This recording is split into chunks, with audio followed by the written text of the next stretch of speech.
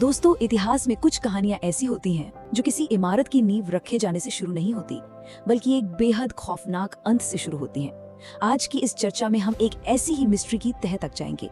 ये कोई साधारण ईंट पत्थरों के खंडहर की कहानी नहीं है, ये इंसानियत के सबसे बड़े बौद्धिक शिखर और उसके दर्दनाक अंत की कहानी है। तो चलिए बिना देर किए इस इतिहास की राख को हटाते हैं और उस सच को सामने लाते हैं जो आज भी हमारे लिए उतना ही प्रासंगिक है। जरा इस बात पर गौर कीजिए, एक ऐसी आग जो 1 या 2 दिन नहीं पूरे 90 दिनों तक बिना रुके धधकती रही। मतलब सोचकर ही रोंगटे खड़े हो जाते हैं कि कागज और ताड़ पत्थरों का वो कितना बड़ा पहाड़ रहा होगा जिसने 3 महीने तक उन लपटों को बुझने नहीं दिया। और पता है, उस आग से जो धुआं मगध के आसमान में उठ रहा था ना, उसमें सिर्फ कार्बन नहीं था, उस धुएं में आर्यभट्ट का शून्य जल रहा था, सुश्रुत की सर्जरी के तरीके, नागार्जुन का रसायन विज्ञान और खुद बुद्ध की करुणा जल रही थी। सदियों का ज्ञान उस भयंकर आग में बस राख बन रहा था। खंड 1, राख में दबा इतिहास। चलिए आगे देखते हैं। खंड 2, गुप्त काल, ज्ञान का केंद्र। अब इस त्रासदी को पूरी तरह समझने के लिए ना हमें इतिहास के उस दौर में जाना होगा, 5वीं सदी का भारत, जिसे गुप्त साम्राज्य का स्वर्ण युग कहा जाता है। सम्राट कुमारगुप्त के समय में एक ऐसी नींव रखी जा रही थी जहाँ का असली राजा कोई इंसान नहीं बल्कि ज्ञान था। एक तरफ जहाँ भारत में बड़े बड़े रेजिडेंशियल विश्वविद्यालय बन रहे थे, गणित और लॉजिक पर काम हो रहा था, वहीं दूसरी तरफ अगर हम यूरोप को देखें तो वो डार्क एजेस यानी अंधकार युग में फंसा हुआ था। वहाँ रोम जल चुका था, बीमारियों को जादू टोना माना जा रहा था और लोग इस बात पर अड़े थे कि धरती चपटी है। ये जो जबरदस्त अंतर है ना, ये साफ बताता है कि नालंदा का विजन अपने समय से कितना आगे था। अब जरा इस नंबर पर ध्यान दीजिए, 10,000। जी हाँ, ये कोई मामूली स्कूल नहीं था, ये दुनिया की सबसे पहली पूरी तरह से आवासीय यानी रेजिडेंशियल यूनिवर्सिटी थी। 10 किलोमीटर में फैला एक ऐसा विशाल कैंपस जहाँ 10,000 स्टूडेंट्स और 2,000 टीचर्स एक ही छत के नीचे रहते थे। और सबसे कमाल की बात, वहाँ किसी राजा के बेटे और एक आम किसान के बेटे में कोई फर्क नहीं था। उस कैंपस के अंदर सिर्फ और सिर्फ आपकी बुद्धि का सिक्का चलता था। ये उस दौर का सबसे बड़ा नॉलेज हब था। खंड 3, धर्मगंज और एक कठिन परीक्षा। लेकिन इस ज्ञान के मंदिर में प्रवेश पाना कोई बच्चों का खेल नहीं था। चीन, कोरिया और फारस जैसी जगहों से हजारों मील पैदल चलकर आने वाले विदेशी छात्रों को मेन गेट पर सबसे पहले एक द्वारपाल का सामना करना पड़ता था। अब ये द्वारपाल कोई साधारण सिक्योरिटी गार्ड नहीं बल्कि एक महान स्कॉलर होता था। वो विज्ञान और वेदों से जुड़े इतने मुश्किल सवाल पूछता था कि बड़े बड़े विद्वानों के पसीने छूट जाते थे। ये लॉजिक और डिबेट का एक बेहद सख्त, आप कह सकते हैं कि एक क्रूर टेस्ट था।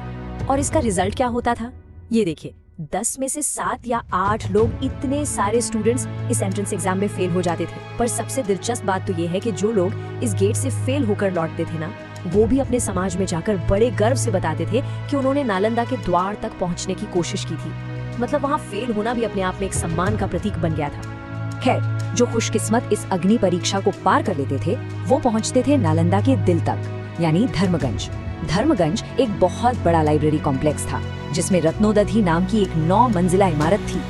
जरा सोचिए, उस जमाने में बादलों से बातें करती 9 मंजिल की इमारत, वहाँ चंदन की लकड़ी के बक्सों में लाखों मैन्युस्क्रिप्ट सुरक्षित रखी थी।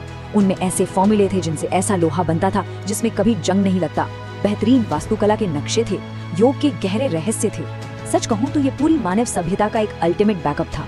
अगर पूरी दुनिया तबाह भी हो जाती ना, तो सिर्फ नालंदा के ज्ञान से इंसानियत वापस जीरो से शिखर तक पहुँच सकती थी। खंड 4, ज्ञान और अहंकार का टकराव। लेकिन दोस्तों, इतिहास गवाह है कि जब भी गहरे ज्ञान और खोखले अहंकार का टकराव होता है तो अंजाम हमेशा विनाशकारी ही होता है। 12वीं सदी के आसपास हमें यही टकराव देखने को मिलता है एक आक्रमणकारी बख्तियार खिलजी के रूप में। 1193 के वक्त वो बहुत बुरी तरह बीमार पड़ गया। जब उसके अपने शाही हकीम कुछ नहीं कर पाए तो किसी ने सलाह दी कि नालंदा के आयुर्वेद के प्रमुख आचार्य राहुल श्रीभद्र से इलाज करवाया जाए। लेकिन खिलजी का ईगो इतना विशाल था कि वो ये मान ही नहीं पा रहा था कि कोई भारतीय वैद्य उसके हकीमों से ज्यादा काबिल कैसे हो सकता है।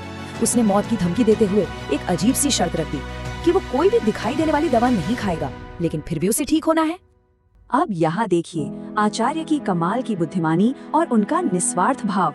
एकदम शांत और निडर होकर आचार्य ने एक पवित्र ग्रंथ लिया और उसके पन्नों के कोनों पर एक ना दिखने वाली दवा का लेप लगा दिया। उन्होंने खिलजी से कहा कि बस रोज इन पन्नों को पढ़ना है। अब खिलजी जब भी पन्ने पलटने के लिए अपनी उंगली जीभ पर लगाता, वो अदृश्य दवा उसके शरीर में चली जाती और देखते ही देखते चमत्कारिक रूप से वो बिल्कुल स्वस्थ हो गया। पर यही वो पल था जिसने एहसानमंद होने की बजाय एक बेहद गहरे और विनाशकारी अंधेरे को जन्म दिया। खिलजी के दिमाग में ये बात बैठ गई कि अगर इनके पास इतना ज्ञान है तो ये कभी हमारे गुलाम नहीं बनेंगे। ये एक भयानक एहसास था। जब असीम ज्ञान के सामने असुरक्षा की भावना आती है ना, तो इंसान सीधे उसे जड़ से मिटाने की सोचने लगता है। इसी खौफनाक जलन ने उसे एक ऐसा फैसला लेने पर मजबूर कर दिया जिसने इतिहास बदल दिया। और फिर जो हुआ वो कोई आमने सामने की जंग नहीं थी, वो नेहत थे छात्रों और शांत भिक्षुओं का एक तरफा और बेहद क्रूर कत्लेआम था। हजारों विद्वानों को बेरहमी से मौत के घाट उतार दिया गया और उस महान लाइब्रेरी को जलाने का आदेश दे दिया गया।